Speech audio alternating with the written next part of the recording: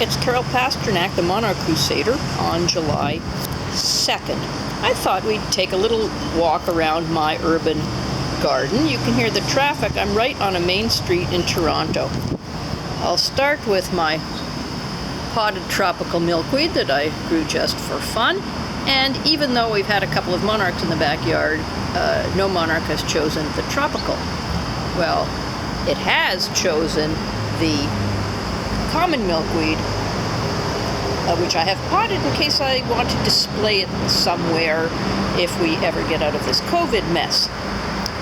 This is my black cherry tree in a pot. You can see it has a couple of leaves. I was 100% sure it was dead, and now it has come back to life. We have more milkweed. The echinacea is just starting to bloom, and there's quite a bit of it. And this magnificent splash of butterfly weed all came from just a couple of pods a few years ago. Moving on, we come to more echinacea. We have bees on the milkweed bloom. And in the back corner, we have some native fleabane and some stinging nettles, which I haven't stung myself on yet, so that's really good. Here against the fence, we have cup plant, and cup plant is named because it has a little cup there which can fill with water, and insects can drink from there, which they do if there's ever any water, but now it's so insanely hot that I've had to keep the garden alive by watering at night. My wild bergamot is doing well. My serviceberry tree has been eaten by the robins, but mostly by the raccoon family that really is entertaining doing gymnastics, trying to get the berries. We move on to my dwarf hackberry. This is a host plant for question marks, and it stays small enough.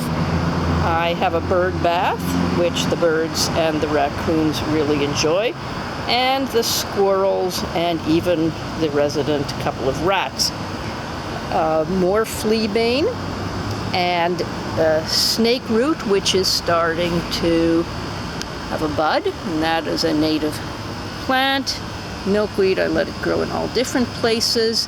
You have woodland poppy there, which is quite gorgeous, and it's up against a fence because it gets a lot of shade, and the stinging nettles really took off, but I have no red admirals on them this year because there are so few butterflies, and this is the first year that I don't, second year in a row that I don't have American ladies on my Pearly Everlasting.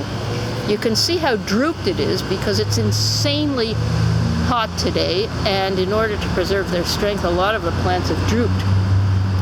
This is the Joe Pye weed. It's very small right now, but it will grow to 5 or 6 feet if it gets enough water. We can move along to the button bush, and you can see that the buttons are getting ready to bloom, and this will be quite magnificent nectar plant when it starts to bloom next week. All kinds of swamp milkweed growing here, a few annuals. The fleabane is looking fantastic. More milkweed, landsleaf coreopsis, mountain mint, and this, which I've had for years, and this year I can't remember what it's going to be, so I'm very excited to find out.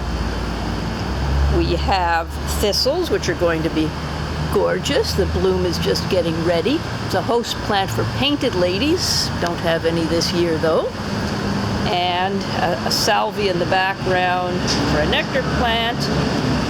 This is one of my favorites, blanket flower. Just love it. And I've got some,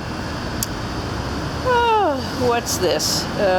It's the non-native version. I have the native white version in the front yard, but I really love this, and it's a great nectar plant, and it's called Yarrow.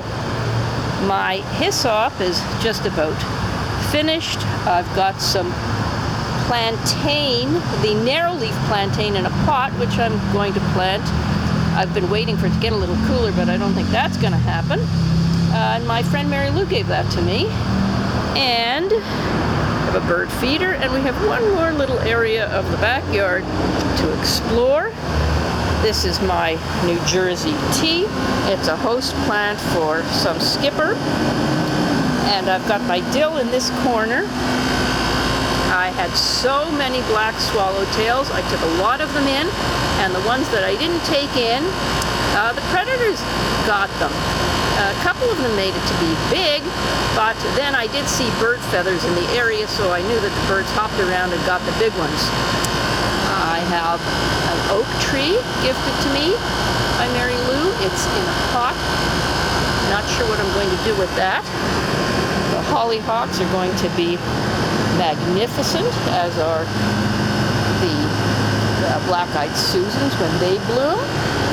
I've got some onions here, and this is my tulip tree, which I've had a lot of tiger swallowtails on, and I just saw a bee eating some insect on the tulip tree, and I hope it wasn't a caterpillar that I missed. And this is a viburnum, and someday maybe I'll get a caterpillar on it, but that hasn't happened yet. And an ornamental plant that my daughter picked out so many years ago, so she gets to have it. And that's the story of my tiny backyard and the native plants that decorate it and provide a home to so many insects.